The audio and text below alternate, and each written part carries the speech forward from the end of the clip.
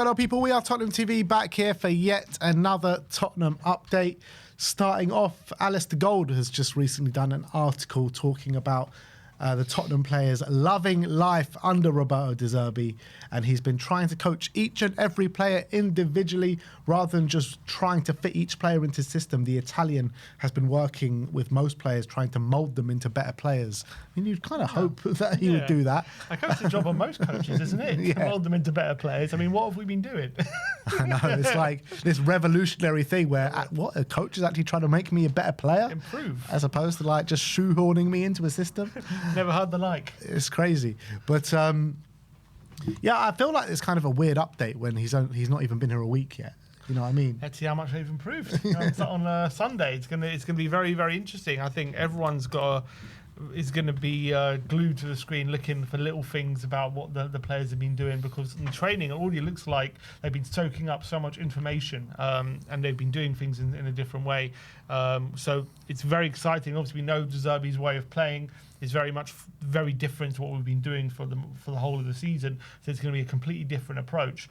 But it's very interesting because we have heard that Zerbi is quite stubborn with how he plays, and he likes to play his way, and he's not very, not saying tactically flexible, but he sticks to his way of playing.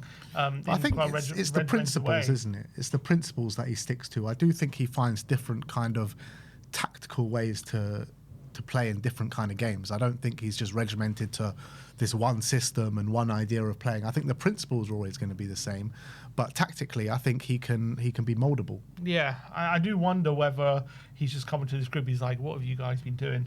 I need to tell you where to sit, where to stand, what body position, how to pass, all these different things." And he's maybe had to work a lot individually before, getting them together as a team and getting them performing the way he wants. Maybe just focusing on those little individual things that will maybe grow into something greater. Yeah, I kind of feel like his biggest task at hand in the short term is just raising the confidence levels of these players, because they've just been shot to pieces, haven't they? We've seen just all season, but it's been getting worse and worse as the season has progressed. Body language has been awful, shoulders slumped, nobody knowing what they're doing on the football pitch, and even if we'd have a good start to the game, one goal goes against us, and then there's no way of getting back into this game. So if all these noises are true and everyone's positive about it and they're having fun and they really like working under De Zerbi in this short time, then hopefully come Sunday we take to the pitch, then they'll be playing with a bit of with a smile on their face, because I haven't seen them play with a smile on their face for ages. And obviously we've seen in the training clips, he's already had clearly individual chats with Bergvall, Matisse Tell, Paulinho we've seen, so clearly there's evidence of it. But in terms of this messaging, we get this, don't we, every time a new manager starts, how refreshing it is and how much the players are loving it. I mean, we didn't quite get under Tudor, but under Frank, under Ange, under Conte, I think even under Jose, we were getting, the players are wowed and amazed and are loving it, these new different approaches. And then a year later, the same things they loved, all of a sudden, the things they complain about and they use as a stick to beat the manager with under pressure. Do you think, when you hear these things, is it a case of, do you take it with a pinch of salt? Is it a case of it might be true, and just naturally when there's a fresh approach, players do get more excited, and naturally, as you'll just keep hearing the same message, it gets tiring, and players are going to start to resent it a bit. So is it just human nature? That's kind of what happens, and is it maybe not a lie, but it's just kind of the natural evolution of coaching a team in a way? Yeah, I don't think it's a lie. I think when something's new, when something's fresh, I think players automatically, I wouldn't say just automatically buy into it, but automatically start saying, "Oh, this is something new. We're enjoying this for a little bit of a while." But then automatically, with Thomas Frank, I don't think that period lasted too long, and I think you saw obviously disgruntlement in the players lacking in confidence quite early on in his tenure. With De Zerbi, I think that probably has a bit of longevity, because I think that the way that De Zerbi wants to play is probably more in line with the way that these players probably want to play as well. So. But in a year's time, when right now, when they're maybe an inch or so out of place in their starting position, and he's telling him, no, you got to stand there, that's probably fine. Okay, they're learning these new things. But in a year's time, when they're an inch out and he's shouting him, no, stand there. It's hey, you've told me this 100 times. It's still well, you should bloody listen then. I know, I get that, but maybe at that point it was something oh God, this guy every time, same thing.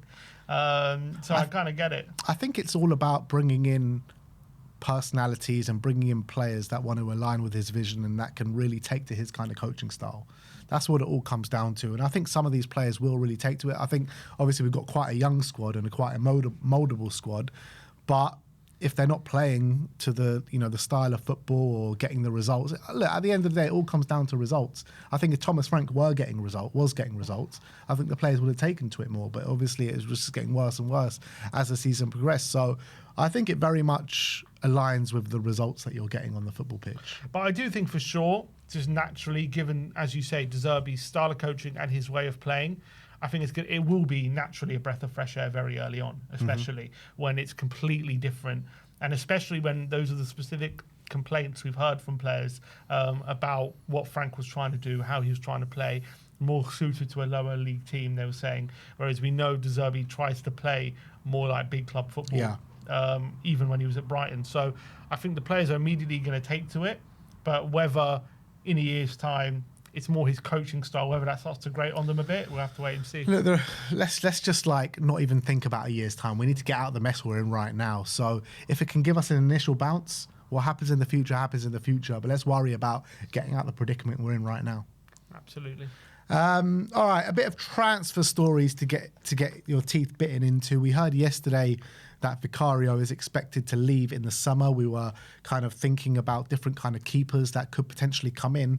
And Tom Barkley has linked Spurs to James Trafford today. And here's one of the keepers that we spoke about yesterday without any credible links. And he says that Tottenham are now weighing up a move for James Trafford as a possible replacement for Vicario, who's expected to leave the club this summer. 23 years of age, obviously on the bench for Man City, did start the cup final for Man City, winning at Wembley against Arsenal. So that'll be definitely a tick against his name if he was to come here. But yeah, look, I wouldn't be against James Trafford. I think he's a keeper that has a big future. I don't think he's hit the heights of where people, thought he was going to get to, but he's got Premier League experience. Man City obviously brought him back for a reason. I don't think he was ready when, for a club like Man City when he came back in, and that's why they went for Donnarumma, who's obviously a massive, massive keeper. But I think James Trafford is a keeper that can grow with this Spurs project. I really believe that. I was watching some of his individual highlights against Liverpool the other day, and he was playing some outside of the boot passes out wide and extreme confidence. Obviously saved a penalty on the day as well. Had a brilliant performance, as you say, in the cup final. Had a pretty strong performance as well.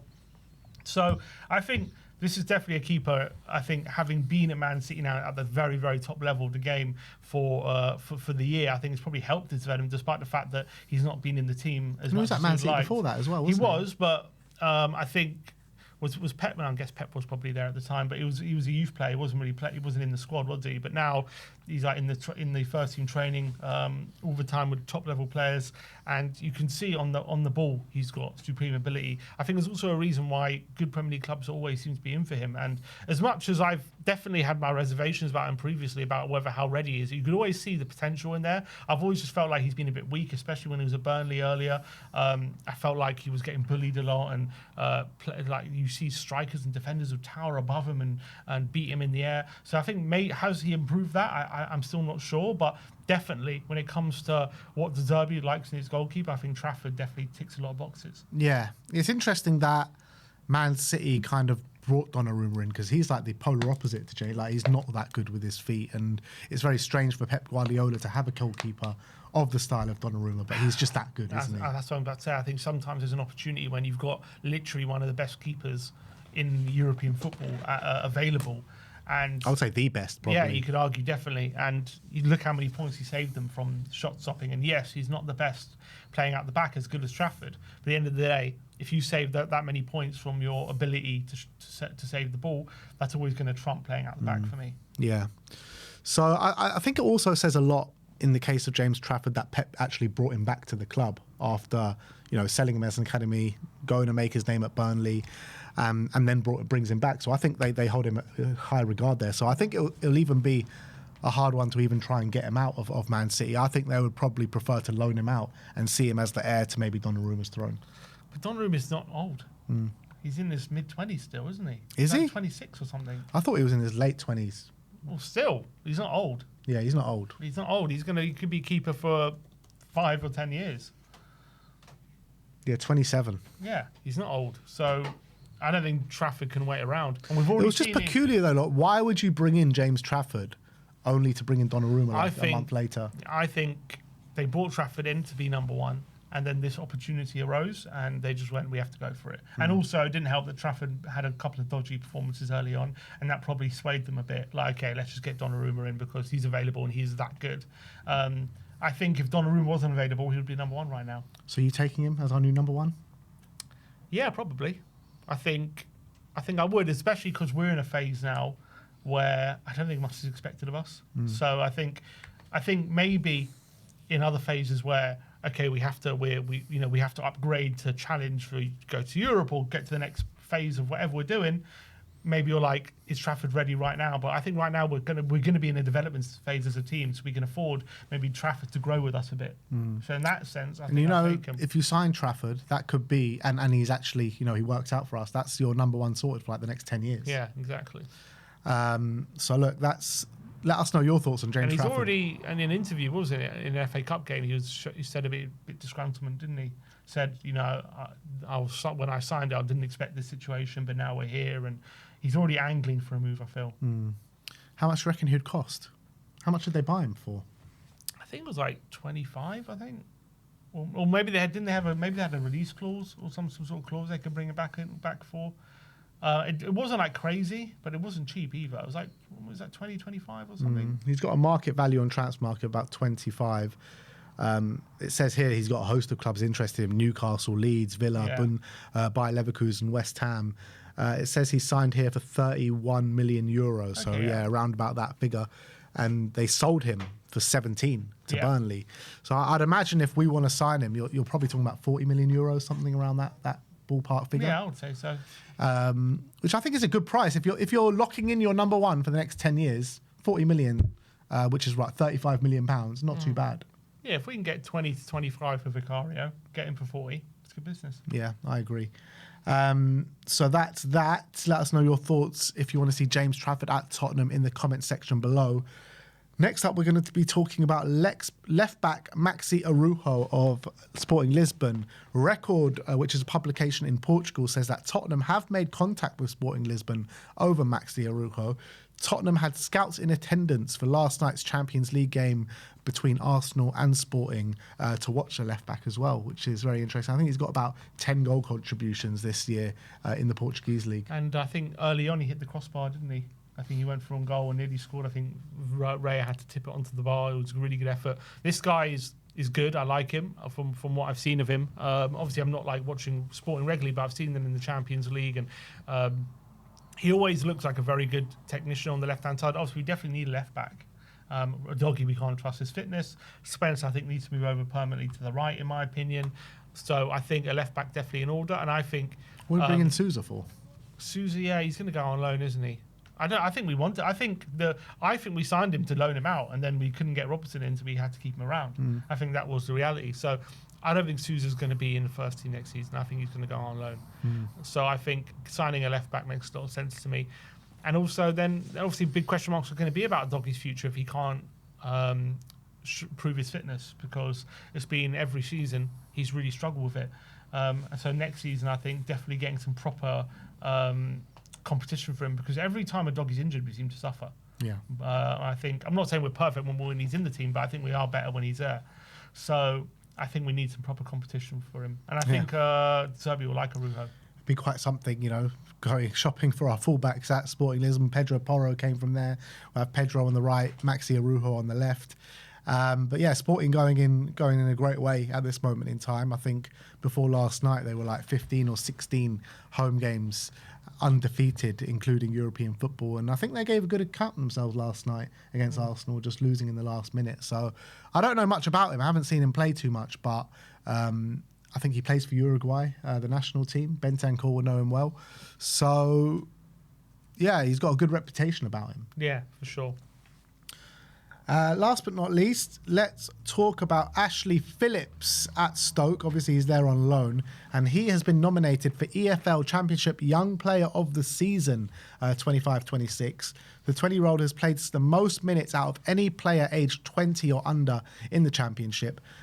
Only the division's 3 top sides have a better defensive record than Stoke this season, for whom Phillips has who's been an ever-present figure for at the back for Stoke. So another great loan spell for Ashley Phillips. Yeah, and to be nominated a young player of the season is fantastic. We've seen him have good loan spells, and he's got rave reviews, but he's I think been nominated player of the month a couple of times. But to be nominated for a whole season really shows the quality. I think no one really talks about him because we've got Vuskovic there just kicking up so much quality in the Bundesliga. But for Phillips, he's gone under the radar from Tottenham fans' point of view and how well he's actually done. I think definitely if we were to go down, he'd be one who'd stay on, and I think he'd be part of the first team. But I think, do you think he comes back if we stay up? No, not. I would much rather him than Dragoshin. Yes, however, I think a lot of people would have. I think people would have reservations about seeing Ashley Phillips in a high line, De Zerbi kind of style team. I don't think he's that kind of defender. I don't think he's that great on the ball. I think he's more of a kind of low block, defence first kind of defender. So I think if De Zerbi's here and we're going to try and go in this direction, in my opinion, I think if he nominated for Young Player of the Year in the Championship, I think this might be a good summer to sell him.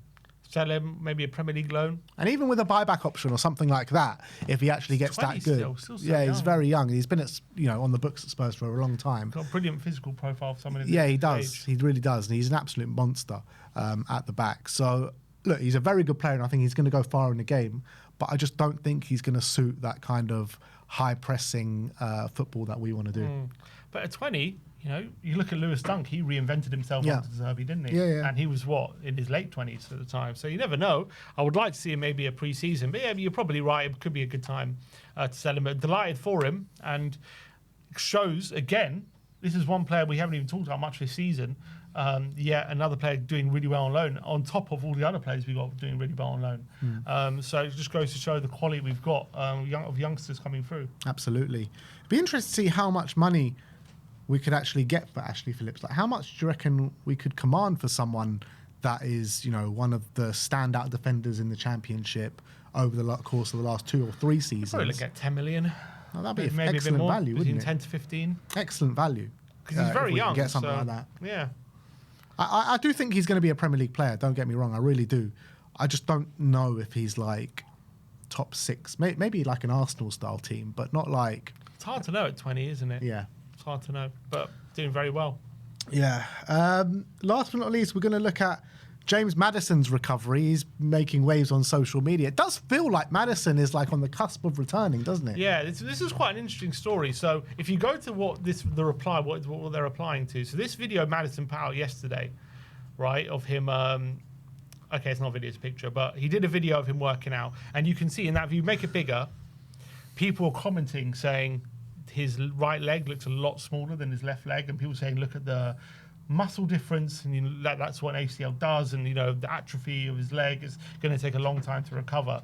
And Maddison's obviously seen these comments, and he's replied to it today, saying with this picture, saying the cameraman needs to work on his angles because actually it's looking all right, isn't it? They're looking quite muscular. His legs, they're not. There doesn't seem to be a big difference. So I think he's allaying a lot of fears of a lot of Spurs fans who are looking at the footage yesterday and getting worried from it. I think we're going to see Maddison sooner rather than later. Maybe not in the next couple of games, but I think he'll be back for like the last at least four games of the season. Yeah, I really hope so. And I imagine a Maddison last-minute free kick to keep us up. Oh, sweet. How that's going to hit. It's going to be brilliant. But yeah, I'm looking forward to seeing him back. Obviously, he's not... I don't think he's back in... We haven't seen him in training, have we? So we've seen pictures of him. We've seen pictures. Maybe he's in individual training, like on the side or something, because whenever we've seen clips of the first team, he's not been there in the videos. So I don't think he's back in first team training just yet, but...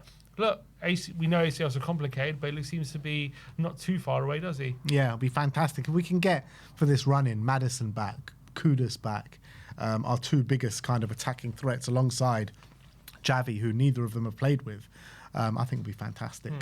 So, yeah, that is your Tottenham update for today. Let me know your thoughts in the comments section below. Like, subscribe, people, and as always, come on you Spurs.